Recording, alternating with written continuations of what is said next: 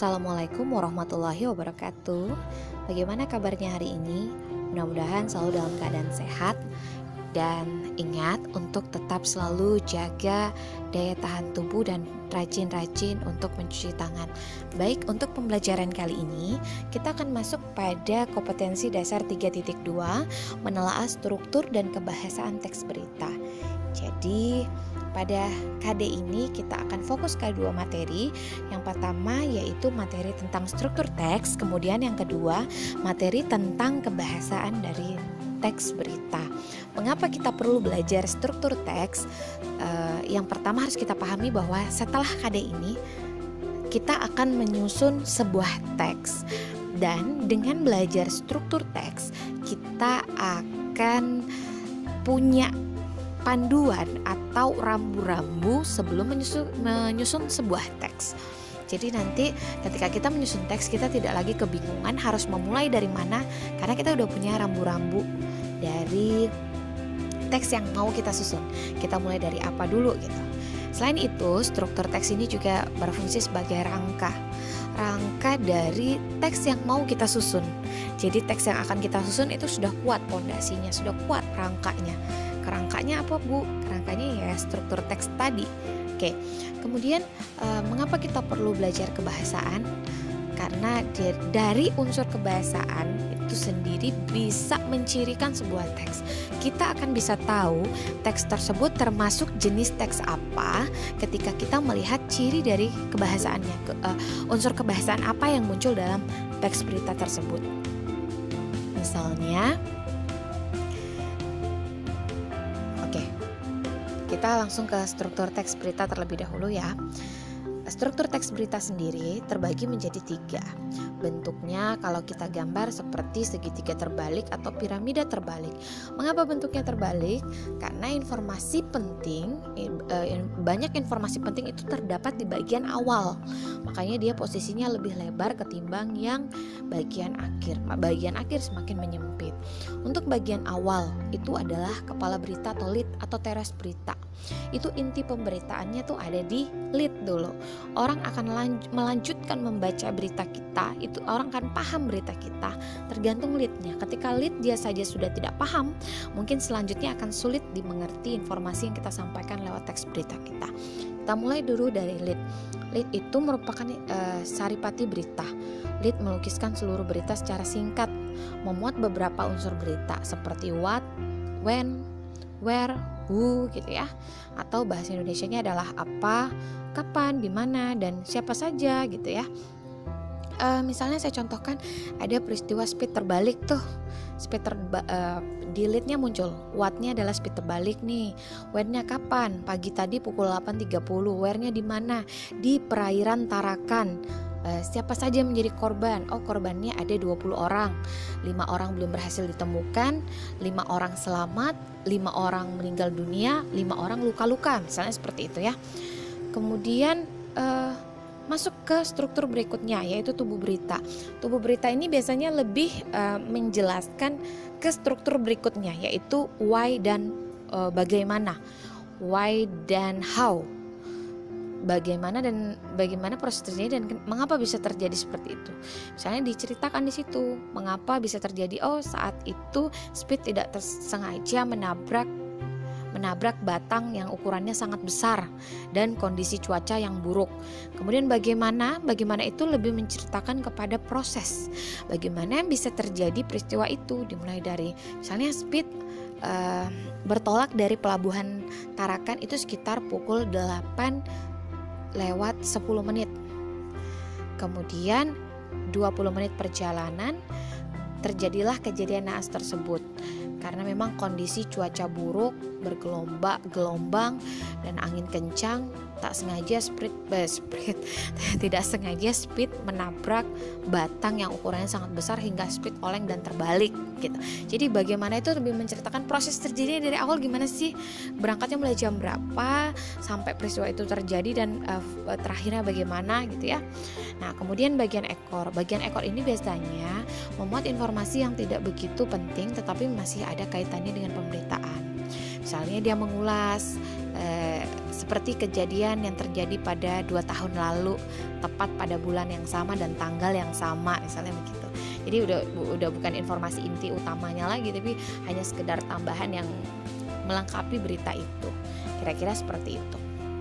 Kemudian kita akan masuk ke materi yang berikutnya, yaitu unsur kebahasaan. Ingat, seperti yang saya sebutkan tadi, unsur kebahasaan itu bisa menjadi ciri dari sebuah teks. Jadi kita akan tahu itu teks apa, bisa kita lihat dari unsur kebahasaan yang muncul.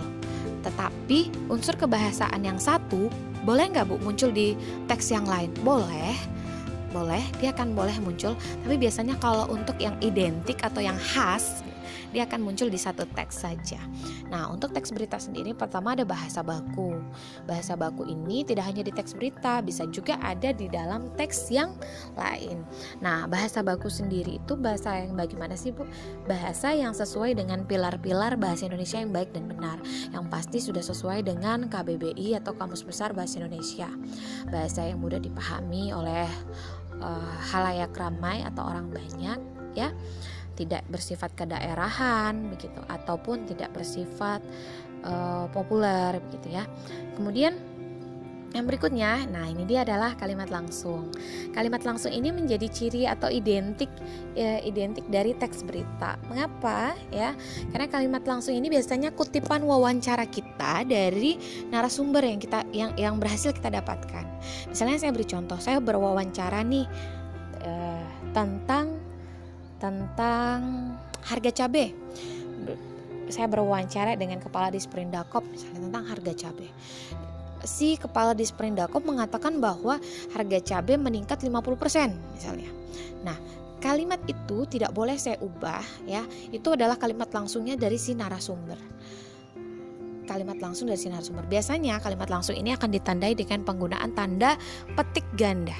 Jadi ada tanda petik, kemudian tulisannya miring ya, dan ada pernyataan dari si narasumber. Harga cabai meningkat sebanyak 50% misalnya. Kemudian ditutup tanda petik dan ditambah dengan kata keterangan, kata kepala Disprindakop Tarakan. Kemudian, Bu, bisa nggak sih Bu diubah? Diubah hanya bentuk penulisannya tapi tidak isinya, dengan menggunakan konjungsi penerang dan menjadi kalimat tidak langsung. Misalnya, kalau tadi kan harga cabai meningkat sebanyak 50%, kata kepala Disprindakop Tarakan. Sekarang mau kita ubah menjadi kalimat yang tidak langsung. Bagaimana? Caranya kita pakai konjungsi penerang. Kepala Disprindakop Tarakan mengatakan bahwa harga cabai meningkat 50%. Nah, itu adalah bentuk kalimat tidak langsung dan menggunakan konjungsi penerang. Ada kata bahwa di dalamnya. Kita boleh mengubah nggak Bu dari kalimat langsung menjadi tidak langsung menjadi kalimat langsung? Boleh. Yang penting kita tidak mengubah informasi atau isi berita dari hasil wawancara kita dengan tidak mengubah pernyataan apapun. Misalnya tadi dia bilang meningkat, kita mengubah menjadi stabil, tidak bisa ya. Atau kita mengubah angkanya dari 50% menjadi 20%, tidak bisa. Yang kita bisa ubah adalah gaya penulisannya. Oke, kemudian kita masuk ke poin berikutnya, konjungsi temporal dan kronologis. Namanya saja konjungsi temporal dan kronologis, artinya akan berkaitan dengan peristiwa satu dengan peristiwa lain. Ketika kita mau menghubungkan peristiwa satu menuju peristiwa lain, kita akan membutuhkan konjungsi temporal dan kronologis ini. Misalnya menggunakan kata setelah itu atau akhirnya beberapa korban berhasil ditemukan. Ini biasanya konjungsi ini biasanya akan muncul pada unsur bagaimana, karena kan kita mau menjabarkan peristiwa rangkaian kejadian sebuah peristiwa. Kemudian keterangan waktu. Baiklah, saya akan lanjutkan kembali karena tadi terputus.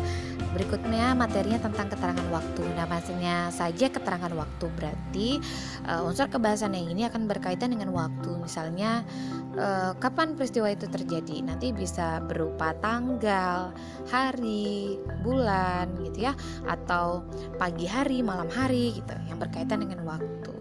Kemudian yang berikutnya ini ada kata kerja mental.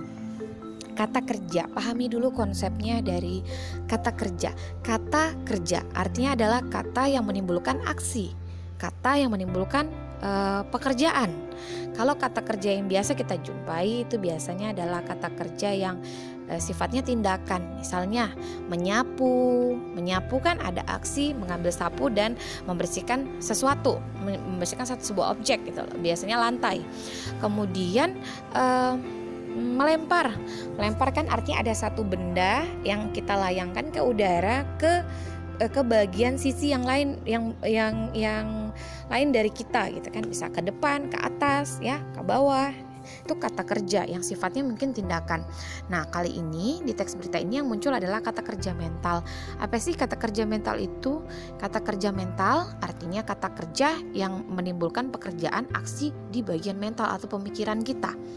Misalnya kayak gimana, Bu? Memikirkan, membayangkan. Ketika kita membayangkan, kita menggunakan satu contoh kata membayangkan. Untuk membayangkan, yang beraksi, yang bertindak, yang bekerja itu adalah pemikiran kita. Pemikiran kita artinya itu jadi kata membayangkan itu termasuk kata apa, Bu? Kata kerja mental. Jadi perlu dipahami dan dibedakan dengan baik. Apa sih bedanya, Bu, kata kerja tindakan dengan kata kerja mental? Mungkin kalau kata kerja mental lebih mengarah kepada pemikiran kita, cenderung ke pola pikir kita, cenderung ke mental kita gitu ya.